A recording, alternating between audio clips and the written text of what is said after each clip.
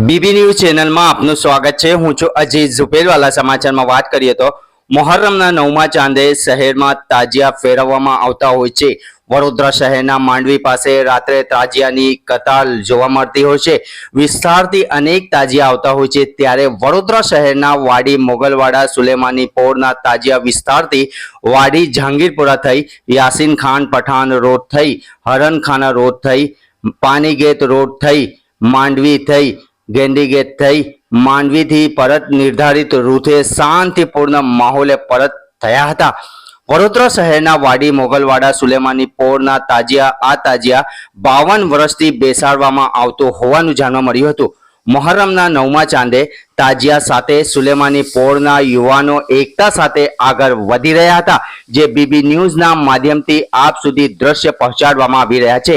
આગળ સાંભળીએ જાવેદ વોરા શું કહી રહ્યા છે। રિપોર્ટ અઝીઝ ઝુપેલવાલા। આ વાડી મોગલવાડા સુલેમાની પોળનો તાજિયો છે। આ તાજિયો આજથી 52 વર્ષથી આ તાજિયો બેસે છે અને આજે કતલની રાત છે। કતલની રાતનો અમારો રૂટ રહે છે યાસીન ખાન પઠાણ રોડ થઈ, હરણ ખાના થઈ, પાનીગેટ દરવાજે જશે, દરવાજેથી માંડવી જશે, માંડવીથી ગેંડીગેટ, ગેંડીગેટથી અંદર આવશે, સુભાનઅલ્લાહ હોટલ થઈ સ્થળ પર બેસશે। પોલીસ પ્રશાસન સાથ કેવું છે ને અલહમદુલિલ્લાહ પોલીસ પ્રશાસનનો અમને દરેક વખતે ખૂબ સરસ એમનો સાથ સહકાર મળે છે। એમની હા, વાડી જહાંગીરપુરાના તાજિયા છે।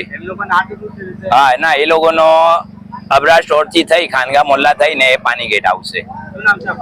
જાવેદભાઈ ઘંટી છે તેમને ક્લિક કરો જેથી અપડેટ ન્યૂઝ તમારા સુધી પહોંચી શકે।